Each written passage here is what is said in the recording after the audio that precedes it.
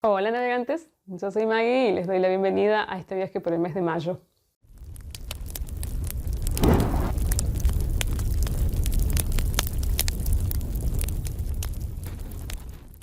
¿Cómo están? Espero que bien. Bueno, volviendo al canal. Voy a hacer varios videos específicos de wrap up o de resúmenes de lecturas porque me queda todavía mayo y junio para poder más o menos estar al día. Y después sí que me voy a dedicar a hacer algunas otras cosas que tengo ganas. Viene los 100 videos, o sea, estoy llegando a los 100 videos, así que viene el especial con respecto a eso. Y bueno, y algunos book tags, etc. Así que por ahora lo que voy a hacer es hablar sobre el resumen de lecturas de mayo, que en mi caso lo dediqué a leer ciencia ficción. Esta es una iniciativa de las chicas de Literarian Podcast. Por supuesto que voy a dejar en la cajita de información todo lo que sea necesario para que las visiten, que decidieron que en mayo, pues se podía dedicar ese mes, ya que el 4 de mayo es universalmente conocido como el Día de la Ciencia Ficción por Star Wars, bueno, dedicarlo a leer ciencia ficción. A mí particularmente me gusta mucho la ciencia ficción, así que para mí es una iniciativa que, bueno, va conmigo. Y me gusta la idea de dejarme como estas lecturas particulares para un mes en especial. Voy a hacerlo en una única tanda, porque no fueron demasiadas lecturas y no lo quiero dividir para que no me queden tantísimos videos. Así que bueno, puede ser que sea un poco más largo de lo normal este video, advierto por las dudas. También advierto que ha sido un mes fatal. Mayo fue, creo que peor que abril, que ya muchos de ustedes saben, los que me van siguiendo más o menos al día o los que van empezando, que abril fue un mes terrible, fatídico. Leí cosas que no me gustaron en general, que me dejaron sensaciones de mucha insatisfacción, y mayo fue una cosa horrible, salvo algunas excepciones muy interesantes, muy buenas. En general no fue un buen mes, incluso con autores que para mí son autores interesantes. Así que bueno, también acompáñenme nuevamente por este valle de lágrimas, que ya junio, prometo que junio no va a ser así, porque realmente junio fue muy bueno, cambió totalmente la energía de lo que venía leyendo. El primer libro que terminé en mayo fue Bill, Héroe Galáctico, del escritor estadounidense Harry Harrison. Yo tenía ganas de leer este libro porque estaba dentro de la categoría humor, o sea, ciencia ficción, humor. Y a mí todo lo que tenga que ver con humor, con sátira o con crítica social a través del humor, bueno, saben que me interesa mucho. Sí, es un libro que está escrito con mucho humor, sobre todo humor satírico o absurdo. Trata la historia de un ser humano, un hombre que en realidad es granjero, que vive en un planeta X, en una época, por supuesto, futurista, y es una época donde ya la Tierra se expandió y existen otros muchos lugares donde vivir. Él está en un planeta X, pero es de la raza humana, y de repente llega un cohete que es un cohete espacial dedicado a reclutar soldados a lo largo del universo, porque tienen una supuesta guerra que la mantienen además hace cientos de años con una especie que es terrible y que, bueno, todo depende obviamente de que la paz aparentemente del mundo depende de que esta guerra la ganen los buenos. Por supuesto, los seres humanos son los buenos, los seres humanos y todos aquellos que estén, que sean parte de. Y bueno, llega esta nave reclutando posibles y futuros soldados, un poco sin importarles si esos soldados, si esas personas quieren realmente ser soldados, que es el caso de este granjero que no tiene ningún interés en pasar a servicio militar, y pues lo obligan a través de psicotrópicos. Bueno, es una manipulación un poco solapada, pero manipulación al fin. Y esta pobre persona se encuentra finalmente en una academia militar en medio del espacio, pasando las situaciones más ridículas que se puedan imaginar, sobre todo porque después descubre cuál es esa verdadera guerra, cuál es la verdadera cara de la guerra y quiénes son esos otros seres contra los que se pelea. Bueno, por supuesto que es un libro de crítica a la guerra, es un libro antibélico. Tener en cuenta que Harry Harrison participó en la Segunda Guerra Mundial como soldado y le pareció un espanto. Y, por supuesto, lógicamente. Y bueno, y de eso se trata este libro. A través de una historia que es muy ridícula, porque realmente lleva un poco al absurdo, ¿no? La cantidad de cosas que le van pasando a este personaje, lo más extravagantes, y también encontrándose con otros personajes muy extraños, son tratadas de una forma muy absurda, muy surrealista, justamente para a través de ese contraste, digamos, hacer la crítica a todo lo que tiene que ver con el mundo militar, con el mundo del soldado que tiene que ir a hacer algo, que le mandan a hacer algo sin saber muy bien por qué, que son simplemente un eslabón de una cadena de dirección que además, aunque uno sienta que no tiene ningún sentido, no podés escapar de esa situación, y etc. ¿Es un libro divertido? Sí, pero a mí se me quedó un poco superficial por momentos y también demasiado psicodélico. O sea, es el típico libro de aventuras al estilo space opera, en donde van pasando una cosa tras otra, tras otra, tras otra, que en realidad no tienen demasiado sentido, o no están muy bien articuladas, o están, bueno, puestas un poco una al lado de la otra sin que haya una línea argumental un poco más profunda o más pensada, no sé. Esa es la sensación que me dio. No me pareció un mal libro, tampoco me parece la gran cosa. El segundo libro que terminé durante el mes de mayo fue Ácido sulfúrico, de Amélie Nothomb. A mí Amélie Nothomb me gusta mucho. Voy a aclarar esto antes de empezar con lo que me pasó con este libro. Es una autora de la cual he leído muchísimas cosas y en general siempre me ha gustado. Ciertamente hay libros que me gustan mucho más que otros. Hay libros que se me quedan así como una especie de mediocridad, como digo yo, que eso ni te parece espectacular ni te parece malo. Así que bueno, yo iba con toda la idea y este libro tiene que ver con una distopía, un mundo futurista en donde los reality shows, para divertirse, bueno, pues filman como... bueno, a ver, voy a dar el símil, es como el juego del calamar, que me imagino que muchos de ustedes conocerán esta serie coreana, que es la idea de llevar al extremo lo que sería el reality show. ¿Hasta qué punto lo que se pasa por la televisión nos puede parecer normal? ¿Sí? Hasta el punto de poder ver a lo mejor un reality que tiene que ver con matar personas, con uno decidir quién muere, quién no, etc. De esto trata un poco el planteamiento de Amélie, con la idea de que son como especies de campos de concentración filmados para el gusto y placer del público. Un poco también similar a la idea de los Juegos del Hambre, bueno, que no es nada nuevo, no está partiendo de una premisa que sea original. Pero es Amélie, y Amélie por lo general tiene un tipo de escritura muy humorística por un lado, pero sobre todo muy inteligente.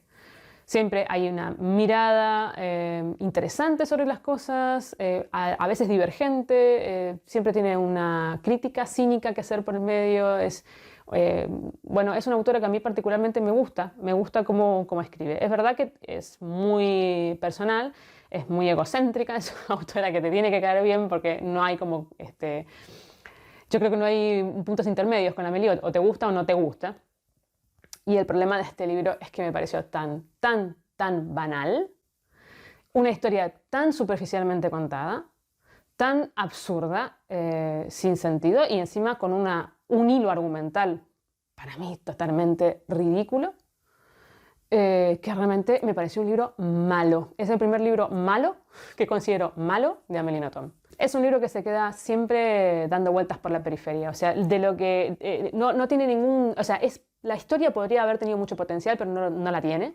Es un libro muy cortito que no te deja absolutamente nada. Por otro lado, es un libro obvio, o sea, que raya la obviedad, pero a niveles que son realmente ridículos. Cliché, por donde lo mires, con una historia cliché, un desenlace cliché, que además... Habiendo ya leído muchas cosas de Amélie, cuando uno lee este libro te encontrás con exactamente los mismos temas que trata en todos sus libros, pero sin ser interesante. Está tan masticado lo que te quiere decir, o sea, las capas están tan masticadas y narradas para que el lector lo entienda, aunque ni siquiera sepa leer. Está como escrito para un chico de 5 años, con una obviedad en las cosas que trata. ¿Qué son? Realmente parece una tomadura de pelo. Yo no entiendo este libro. Es una cosa que vos decís, pero escúchame, pero no hace falta. Es un poco como Coelho, cuando uno lee Coelho, que te dice estas cosas, estas verdades que son súper recontra obvias y que, no sé, ayer fue sábado, mañana será lunes, por lo tanto hoy es domingo. Bueno, una cosa así. O sea, es una cosa loquísima. Realmente... Qué malo, o sea, en serio, qué libro malo. Y que me pase esto con una autora que a mí me gusta tanto, bueno, se darán una idea de lo que va a ser el mes en general. El siguiente libro que terminé, por suerte, este es uno de los mejores, ya lo advierto, es Estación de Tránsito, del escritor estadounidense también Clifford Simak. Yo de Clifford Simak había leído el año pasado Ciudad, que me pareció espectacular, espectacular. Y bueno, realmente este también está a la altura de las circunstancias. Es un libro muy en el estilo de la ciencia ficción de la época de oro. Pero lo que tiene de interesante Simak es que realmente es muy positiva su mirada futurista. Pasa lo mismo con Ciudad, a pesar de que muestre, digamos, cosas que podrían ser malas o hable sobre la humanidad y las cosas que la humanidad puede hacer muy mal, que eso, bueno, en general está presente en los libros de ciencia ficción de cierta época, porque, por el contexto que estaba viviendo las personas en ese momento, saliendo de la Segunda Guerra Mundial, viendo lo que había hecho la bomba atómica. Bueno, era muy difícil confiar en que la tecnología y la ciencia iban a estar siempre del lado del hombre y que no iba a ser un desastre todo. Pero a pesar de eso, él tiene una mirada muy positiva con respecto a qué puede el ser humano como ser humano, o sea, a la confianza que tiene en el ser humano como ser empático, capaz de trascender las cosas que a lo mejor está haciendo mal, aunque sea una única persona que piense diferente y sienta distinto. Por lo tanto, siempre cuando uno lee Simak, quedan siempre sensaciones positivas, pero además de eso, de mucha profundidad, ¿no? Del tratamiento del ser humano en su profundidad psicológica, social. Son estos libros muy parecidos al estilo de Bradbury, por eso es que me gustan a mí particularmente, que ya podría decir que es una ciencia social fantástica o ciencia social, ciencia ficción social. Está muy abocado al ser humano y sus procesos emotivos, psicológicos, etcétera, dentro de un futuro X. En el caso de Estación de Tránsito trata la historia de un terráqueo que, por casualidad, termina siendo una estación de tránsito justamente espacial. La Tierra todavía no sabe que existen otros muchos planetas y que existe incluso una federación intergaláctica, porque los demás planetas consideran que todavía no está, sobre todo emocionalmente, más allá de evolutivamente, emocionalmente capacitada para entender y para incluirse de forma positiva en semejante mundo universal. Todavía nos ven como niños, entonces, bueno, hay que esperar. Pero todos los planetas potencialmente, que potencialmente pueden ser parte de esta Federación Universal, tienen estaciones de tránsito donde paran extraterrestres de todo tipo. Son lugares en donde paran para, tipo hotel, ¿no? Para, no sé, rellenar combustible, si es que hubiera combustible, o electricidad o lo que sea, descansar un poco y después seguir.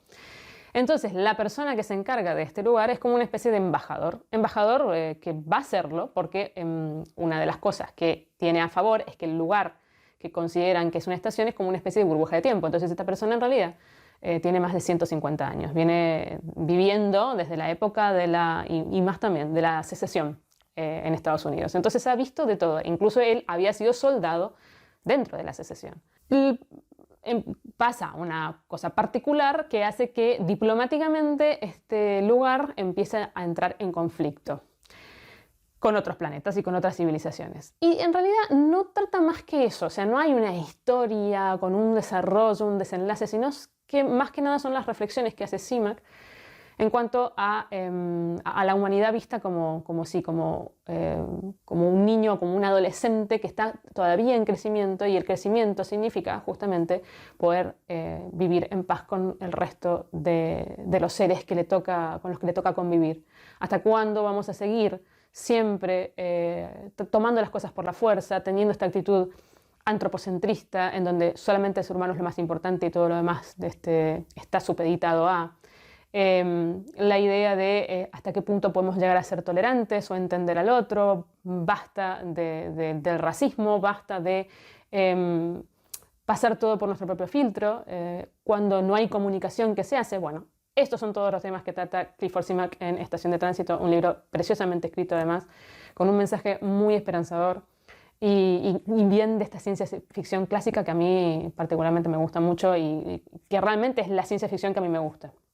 El siguiente libro que terminé durante mayo fue Todas las Cosmicómicas y pertenece al reto Bitácora Calvino, que por supuesto siempre dejo por acá para quienes no lo conozcan. En esta maravillosa, maravillosa edición de Siruela, con Calvino que te mira un poco como de coté, diciéndote que mira, ni yo me atrevería abiertamente a decir que te acerques a este libro. Eso es lo que a mí me transmite esta foto de Calvino, qué bonita. Bueno, en este caso es una edición especial, por eso se llama Todas las Cosmicómicas, porque originalmente Calvino escribió Las Cosmicómicas, que es un libro de relatos que está protagonizado siempre por el mismo protagonista, tiene el hilo conductor de un protagonista. Posteriormente escribió y publicó Tiempo Cero, que es un libro cortito, muy cortito, que algunos relatos están protagonizados por este protagonista, pero otros no. Y después, posteriormente, siempre se publicó Cosmicómicas con Tiempo Cero. En este caso, lo que hace Siruela es agregar otras cosmicómicas que Calvino escribió a lo largo de su vida y las pone al final, llamándole otras cosmicómicas. A ver, vamos a empezar por la base de qué trata las cosmicómicas, porque Tiempo Cero es medio, como vuelvo a decir, como un híbrido. En el caso de las cosmicómicas es una especie de novela, no es una novela, bueno, podría ser porque tiene como un hilo conductor, pero relatos de ciencia ficción retrospectiva. En vez de ser futurista, se va hacia atrás. Porque es un personaje que existe desde que el primer momento, o sea, desde que el universo es universo.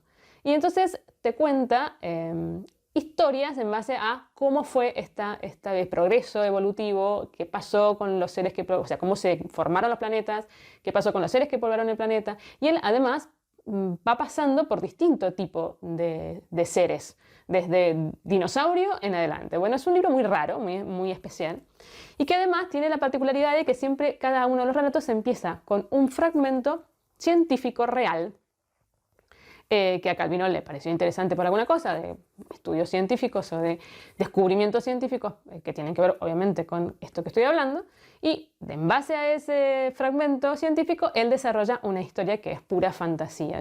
Más que ciencia ficción, es ciencia ficción porque tiene que ver con la ciencia justamente, pero yo diría que es una ciencia ficción fantástica, un poco lo mismo que pasa con Bradbury. Bueno, las cosmicómicas, para mí particularmente me parecen interesantes, me parecen divertidas, sobre todo porque están escritas con muchísimo humor, hay algunas que son muy bucólicas también, pero bueno, tienen una característica que las une. El problema grande para mí en este libro, y en cualquiera, porque las cosmicómicas por lo general se publican junto con Tiempo Cero, es Tiempo Cero. Por favor, Tiempo Cero. Bueno. Tiempo Cero tiene algunos relatos que están muy bien y otros que son la maldad representada en relato y las cosas que a mí particularmente no me gustan de Calvino, que es que a veces Calvino se pone muy obsesivo con ciertos temas. Entonces desarrolla una historia o una temática o un argumento en base a una pequeña idea.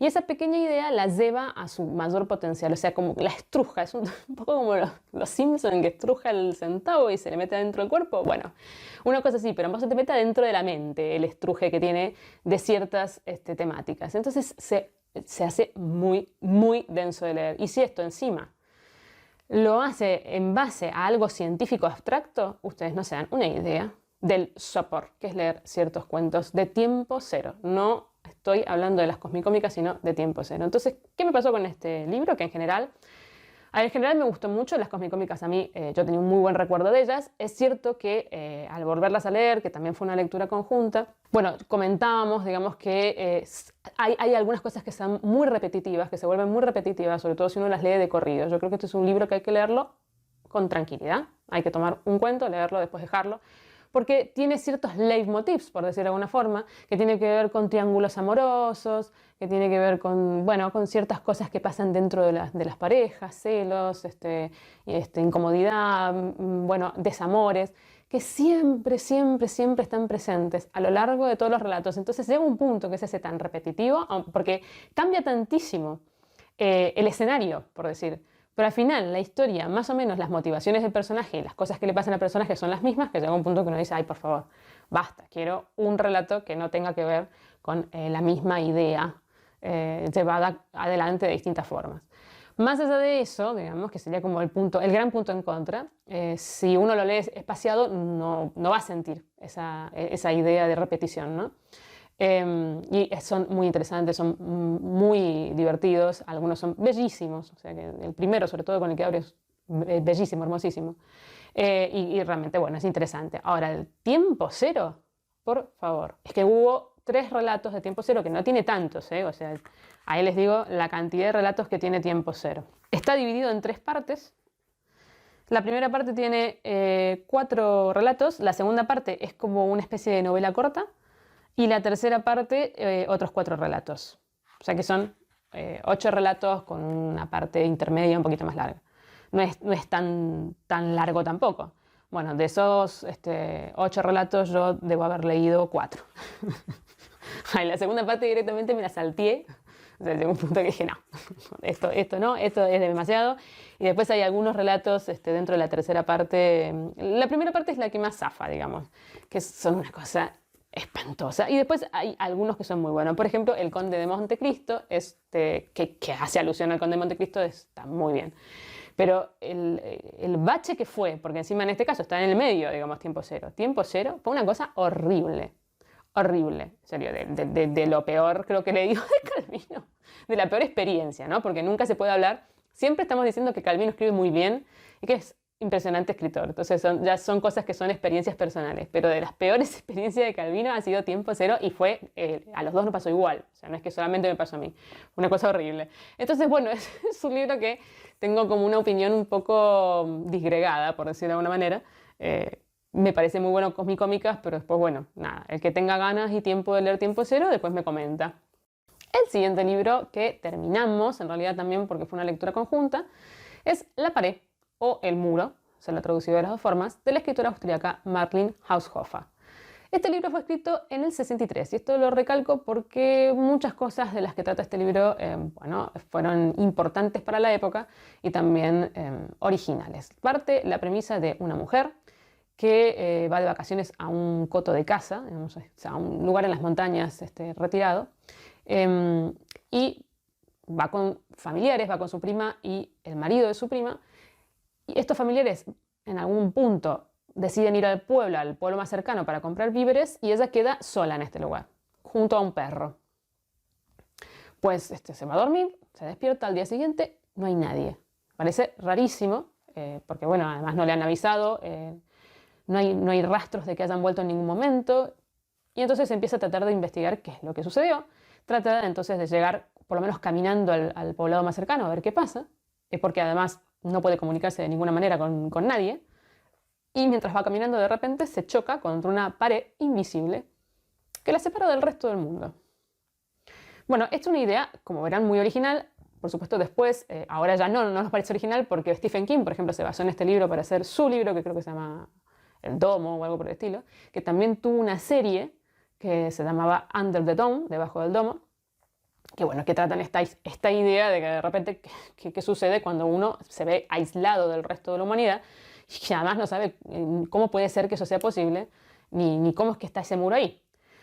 Bueno, a ver, el problema de este libro es que es muy interesante, pero no hacía falta, porque este libro realmente no trata de nada que tenga que ver ni con la pared o el muro invisible, ni con por qué eso está ahí, ni con la distopía que significa eso, sino con cómo volver, digamos, a conectar con nosotros mismos, tratando de aislarnos del mundo que nos rodea.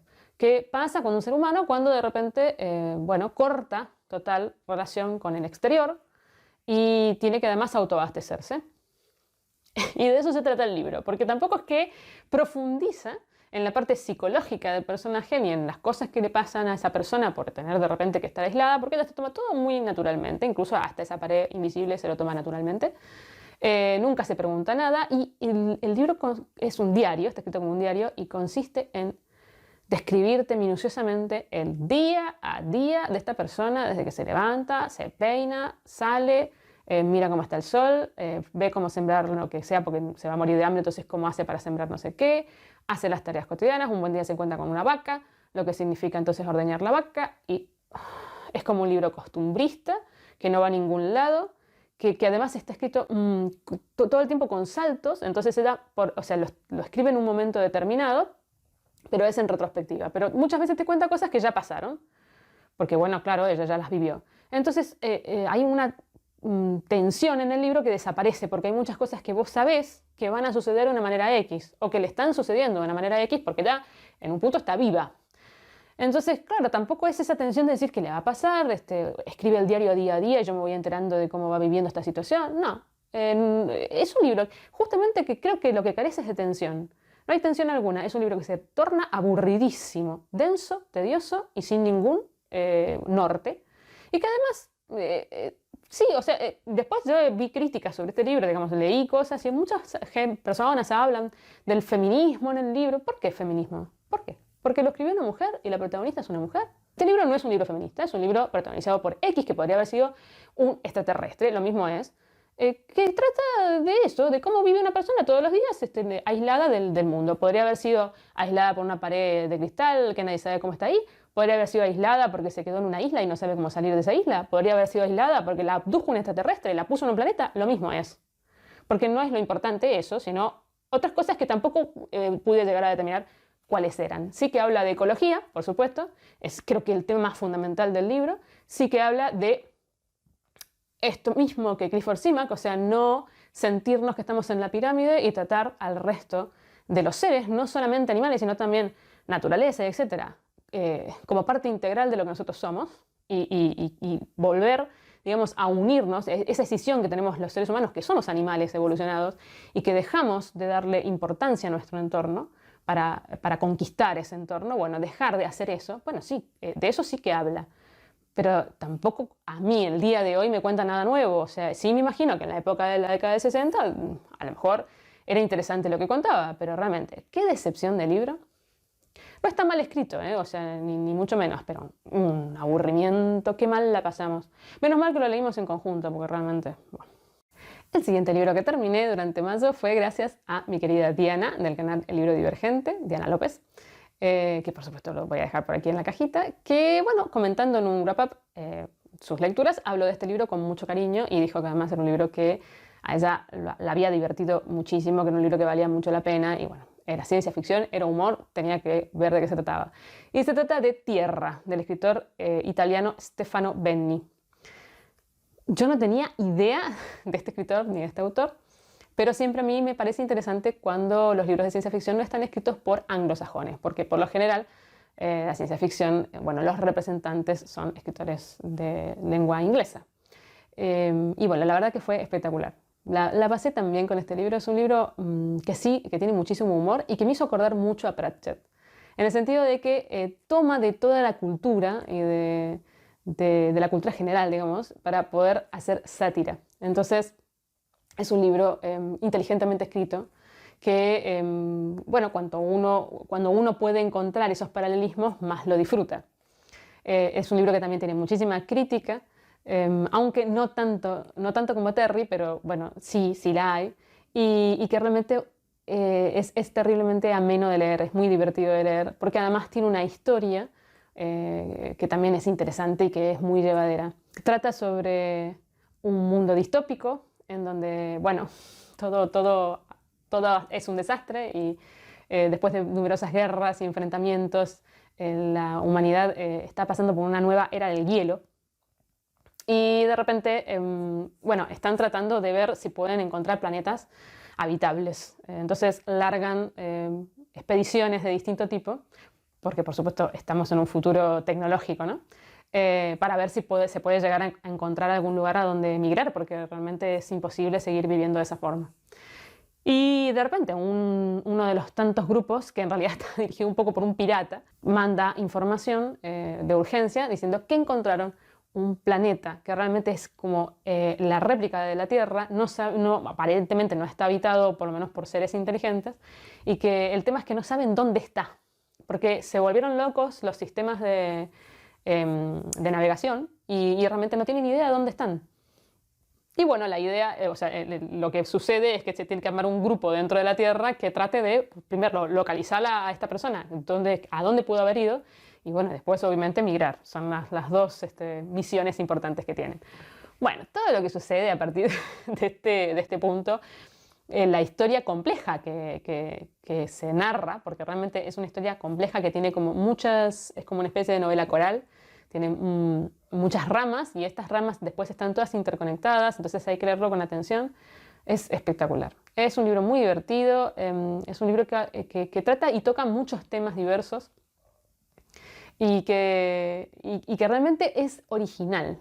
¿Sí? No he leído cosas similares dentro de la ciencia ficción. Sí, podríamos decir que Lem, en su vertiente humorística, sí, es similar también. Está dentro de este estilo, que es un tipo de humor un poco surrealista.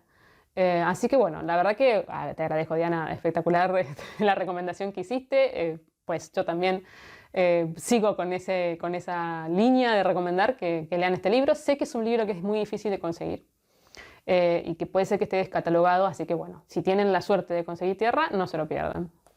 Y el último libro que terminé en mayo, así como en picada, y que ya saben un poco de qué se trata porque ya he hablado de él, así que no voy a decir mucho más, es Memorias encontradas en una bañera del escritor polaco Stanisław Lem.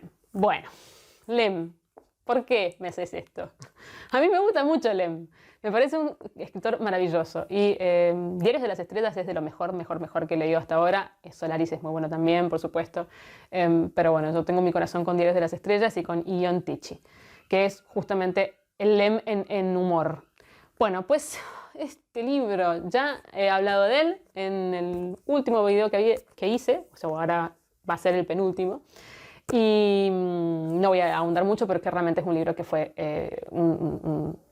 un sinsentido de principio a fin. Tiene una primera parte, una introducción, que es espectacular, porque la idea es que en un mundo futurista también, encuentran enterrados como una especie de, bueno, es un hallazgo arqueológico, una narración que es esta época y que, claro, ha pasado tantísimo tiempo que hasta el idioma ha cambiado, entonces les cuesta muchísimo decodificar qué es lo que dice esta historia y sobre todo decodificar la cultura, porque el mundo colapsó de tal forma que no voy a decir a través de qué colapsó, sino que eso es lo que tiene lo único que tiene interesante este libro, que ya no hay registros, ¿sí?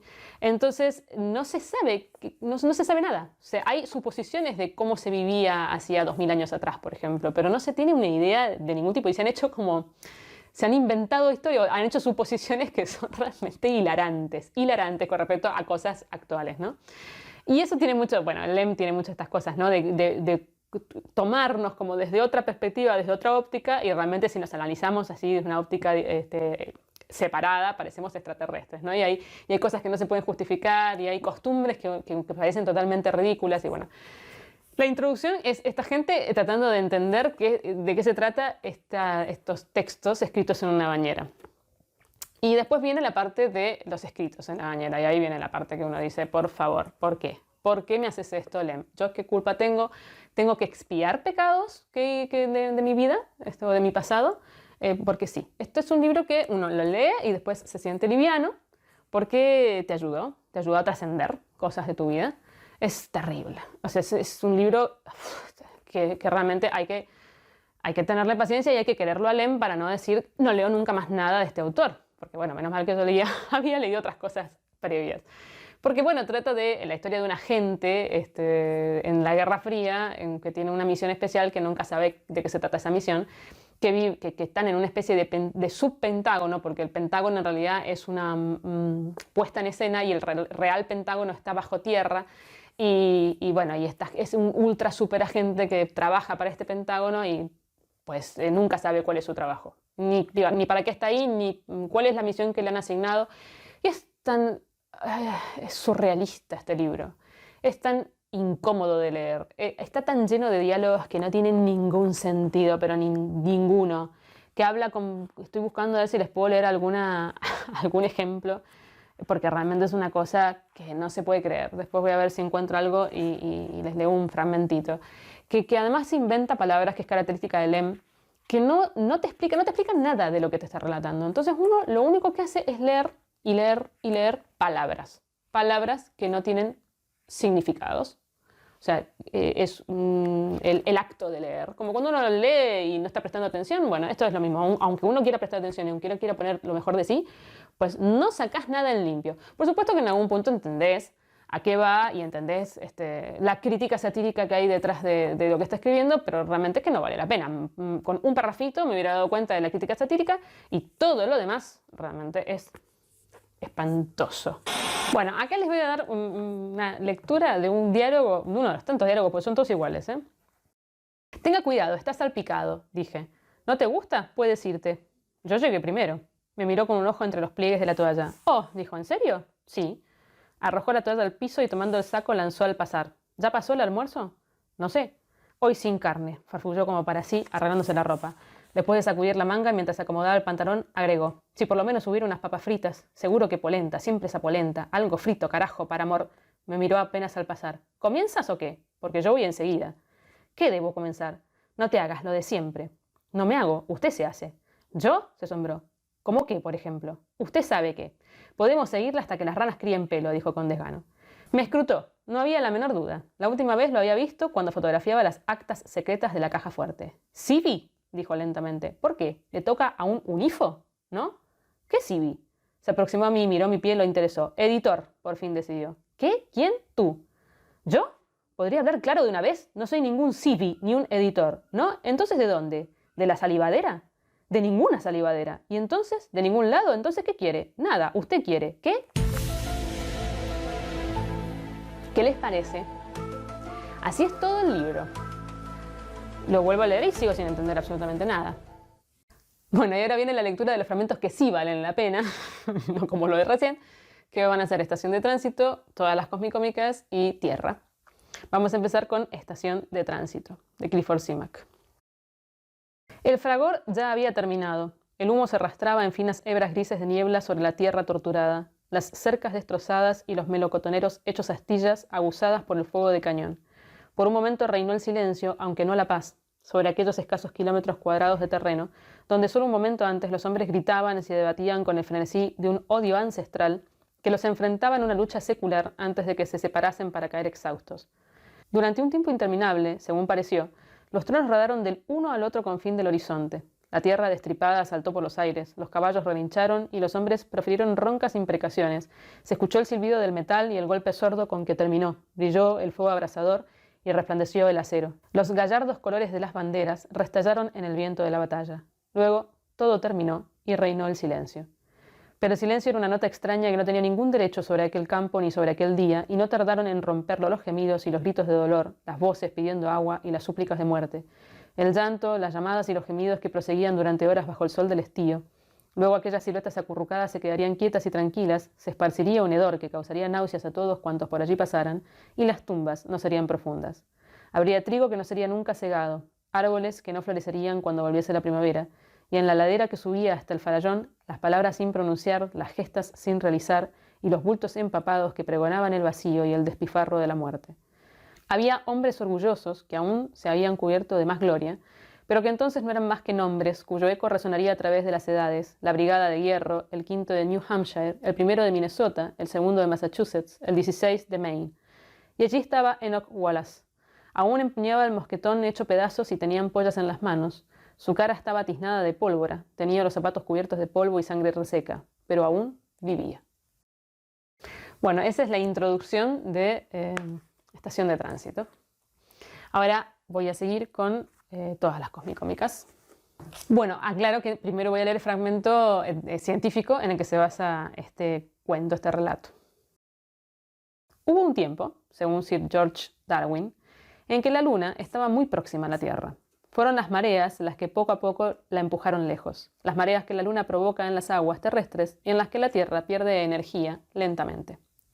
«Yo lo sé», exclamó el viejo QFWFQ.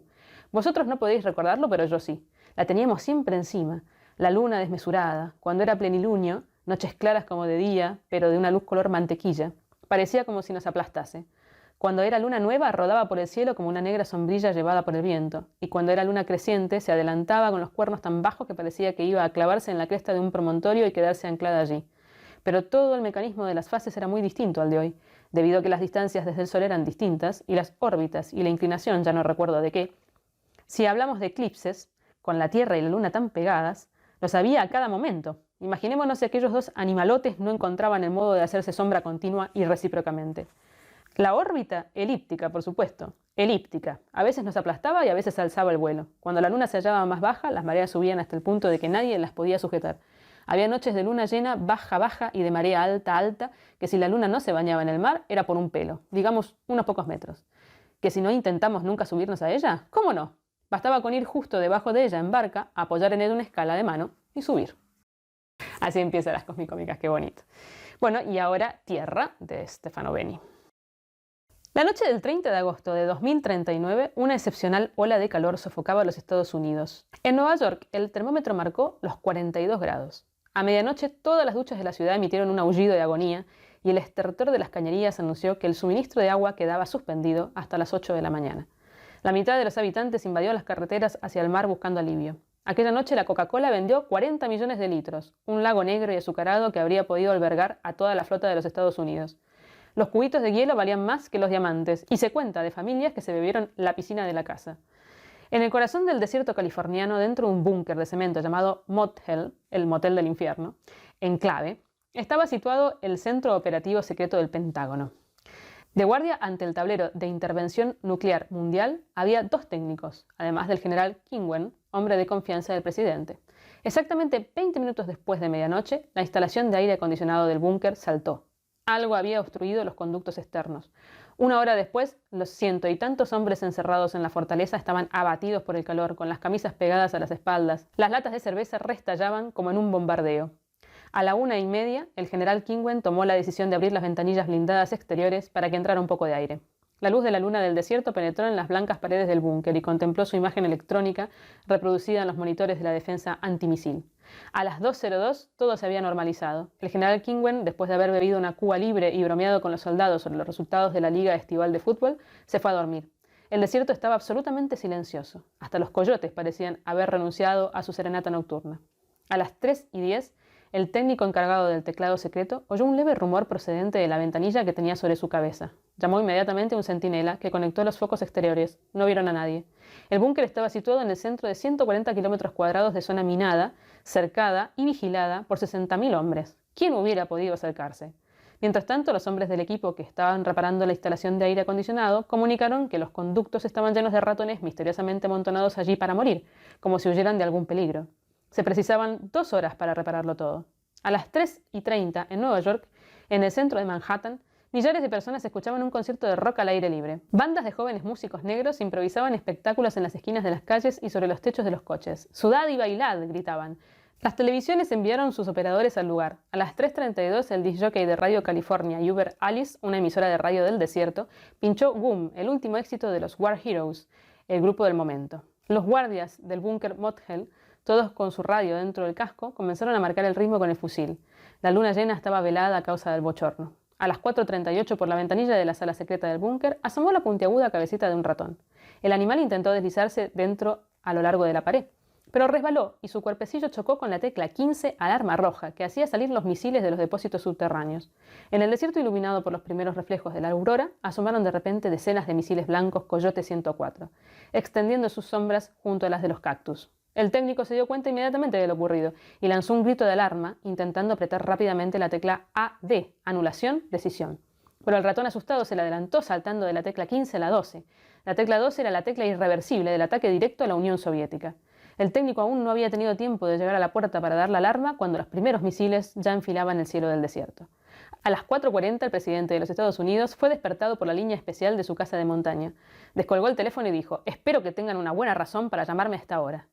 A las 4:41, los radares soviéticos captaron la llegada de los misiles americanos y automáticamente se puso en marcha el primer contraataque con 90 misiles SMS 2030.